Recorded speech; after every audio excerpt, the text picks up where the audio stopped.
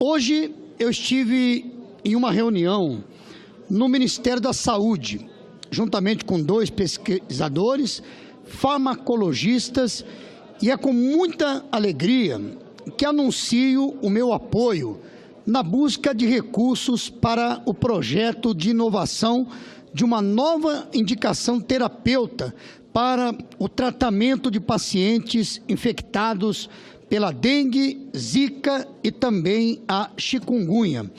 Atuando na área de pesquisa farmacêutica, em parceria com o Laboratório Químico Farmacêutico da Aeronáutica, após vários estudos científicos, esses pesquisadores desenvolveram a criação de um medicamento que combate as infecções por arbovirus, vírus que é essencialmente transmitido por artrópodes, como os mosquitos, e seus sintomas. O objetivo deles agora é colocar esse medicamento para utilidade da população brasileira e também mundial. Infelizmente, a infecção por arbovirus, como a dengue, é um problema de saúde pública que ganha dimensões cada vez maiores e a cada ano atinge a população de uma forma geral, independente da classe social. Apesar da proporção relativamente baixa de casos graves em termos de números absolutos, quando comparados aos casos de dengue clássico, esses devem ser vistos de forma especial, considerando suas altas taxas de letalidades e cuidados que essas formas demandam em relação aos pacientes. Quer dizer, nós sempre enfrentamos aí as chamadas crises, né, da dengue, tivemos esse ano a chikungunya, também a zika, e a gente sabe que realmente é complicado. Por exemplo, no caso da chikungunya, da zika também, nós sabemos aí o sofrimento que isso é colocado sobre as pessoas. E eu também coloco de forma muito pessoal o quanto é triste e ao mesmo tempo também revoltante você ver um ser humano perder a vida por causa da picada de um mosquito, por ser contaminado por um mosquito. Realmente é revoltante isso. Agora, claro que nós temos que combater isso com ações de prevenção, de consciência, mas, como eu disse no início, com muita alegria eu pude acompanhar esses pesquisadores que se dedicaram a esse assunto e agora estão caminhando para a reta final, para, enfim, encontrarem um remédio para combater, então, a dengue, a zika e também o chikungunya. Segundo o boletim epidemiológico do Ministério da Saúde, em 2018, o Brasil registrou 19 mortes por zika, dengue ou chikungunya. Esses dados se referem só ao período de 31 de dezembro de 2017 a 17 de fevereiro de 2018. Quer dizer, nós já temos aí, após esses dados, nós já temos o mês de março, já temos o mês de abril, já temos o mês de maio e agora estamos no início do mês de junho. Mas, se considerarmos março, abril e maio, nós temos mais 3 meses completos a partir desses dados que nos foram dados e que certamente atualizados vão mostrar que houve um crescimento. Quem sabe, eu não tenho os números ainda, mas quem sabe é um número semelhante aos 2 primeiros meses ou até mesmo superior e talvez realmente superior. As 19 mortes foram confirmadas laboratoriamente. Outras 68 dependiam de investigação quando foi divulgada a matéria. Então, esse número realmente pode crescer muito. E, no caso, seriam 65 por dengue e 3 por chikungunya. No total, o Brasil teve 19.434 casos confirmados de dengue, 10.030 de chikungunya e 372 por Zika em 2018, sendo que o Centro-Oeste tem o maior número de casos. Então, nós vemos que realmente o número é elevado. O enfrentamento desse problema ainda depende de muito e depende, claro, de medidas emergenciais e exortações à população, porque, como nós dissemos, que a parte da prevenção junto com a conscientização da própria população, e somente isso não basta para resolver um problema antigo. Há décadas, o Brasil fracassa na tentativa de controlar o mosquito. As estratégias que usamos não redundaram em grandes resultados, não porque estão erradas, mas porque não foram implantadas de verdade.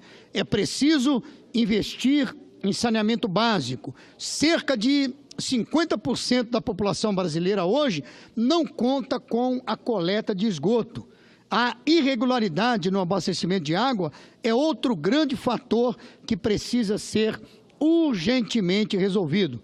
São Paulo viveu sua pior epidemia de dengue, com 649 mil casos. Diante da crise hídrica, muitos cidadãos passaram a armazenar água para os períodos em que as torneiras secavam. E é exatamente por essa razão que se prolifera e acaba se tornando, então, em epidemia, porque sabemos que os mosquitos, eles precisam da água limpa para poder, então, se multiplicarem. É necessário que seja fiscalizado, educado e punido com regularidade aqueles que permitem o surgimento de criadouros de mosquito em seus imóveis. Enfim, são inúmeros os problemas que ainda dependem de soluções para que se acabe com essas epidemias. E esse projeto, ele vem para contribuir com essa dificuldade que passamos anualmente. Ainda será necessário passar por algumas fases até que possa ser finalmente utilizado pela população.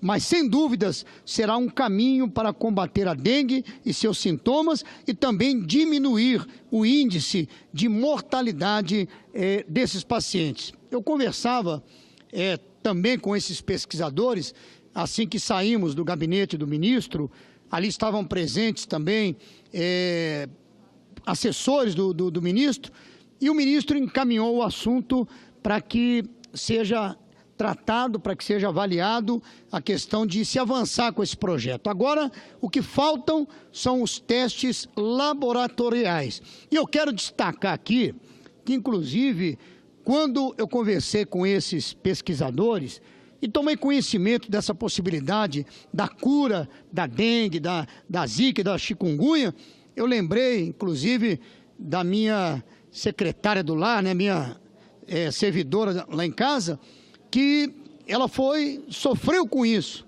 Ela teve a zika e, olha, e não foi só o período que ela estava ali em tratamento, não, mas muito depois ainda ela continuou sentindo muitas dores, quer dizer, é um sofrimento realmente.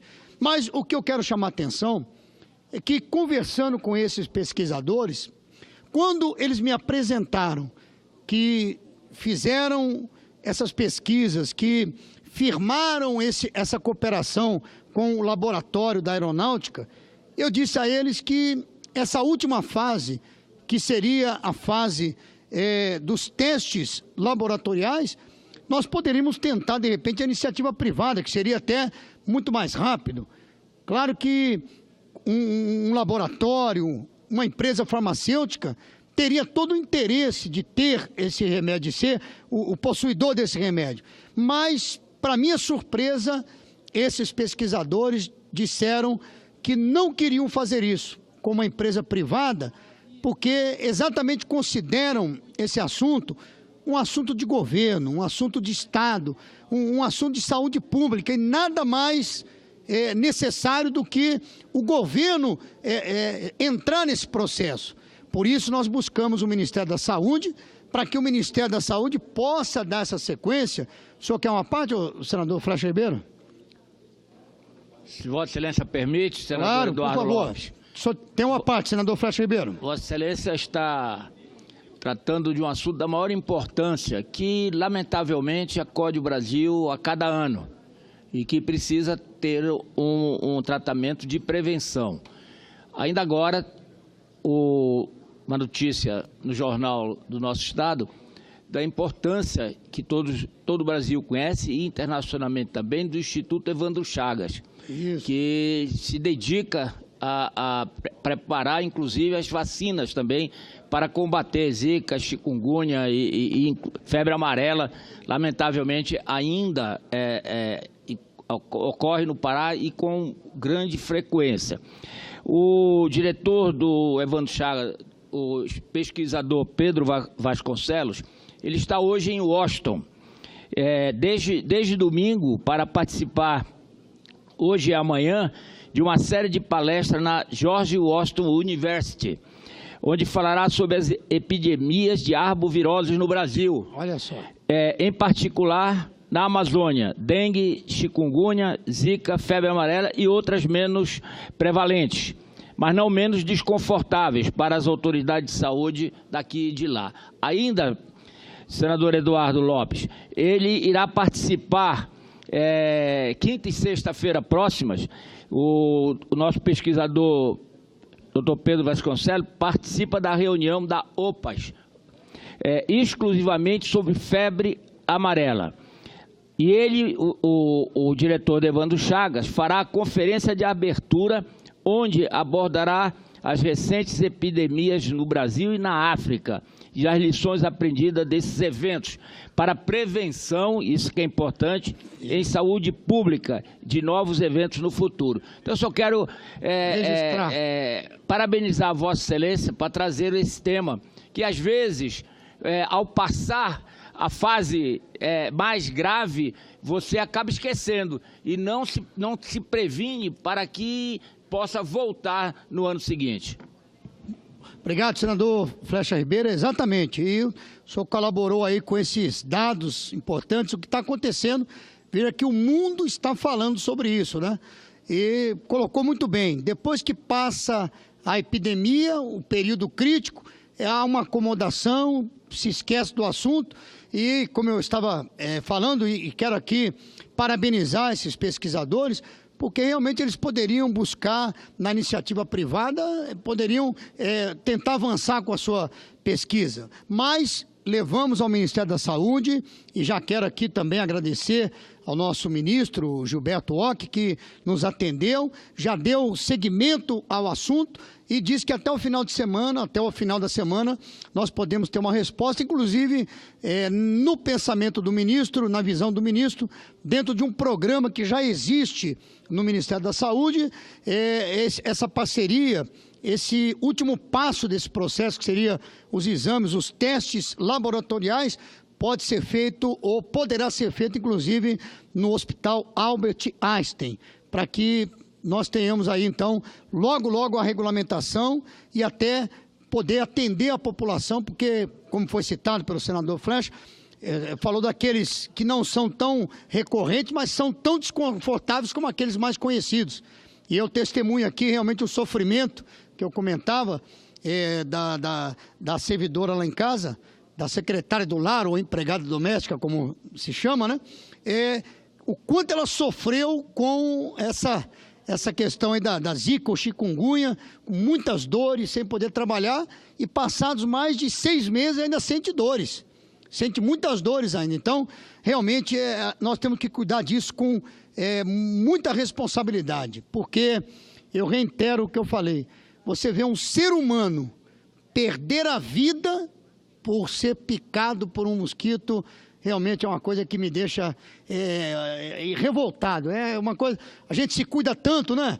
Se cuida da alimentação, faz exercícios, cuida disso, cuida daquilo, de repente um mosquito vem, pica e a pessoa acaba morrendo por causa disso, por causa de levar uma picada de um mosquito. Então, eu quero parabenizar aqui esses pesquisadores e tenho certeza que logo nós teremos aí esse remédio aprovado no combate, então, da dengue, da zika e também da chikungunya. E concluindo, eu quero registrar aqui também, eu já até gravei um vídeo para colocar nas redes sociais, eu fui relator aqui no Senado da regulamentação do transporte por aplicativo, ou como ficou conhecido, né, mais conhecido, a regulamentação do Uber, mas nós temos outras empresas, Cabify, 99, enfim, o transporte por aplicativo.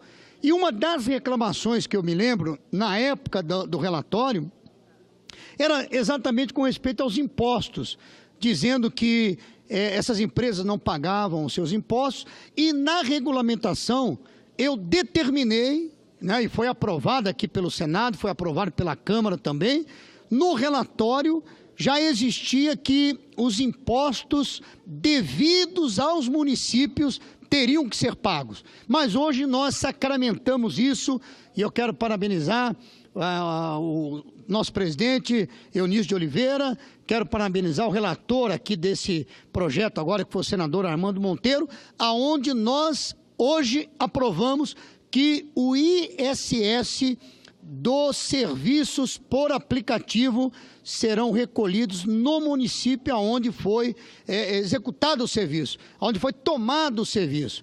Quer dizer, assim como era antigamente os cartões de crédito, já se mudou também, o ISS dos cartões ou das operações no cartão de crédito e também do leasing eram recolhidos aonde era a sede da empresa.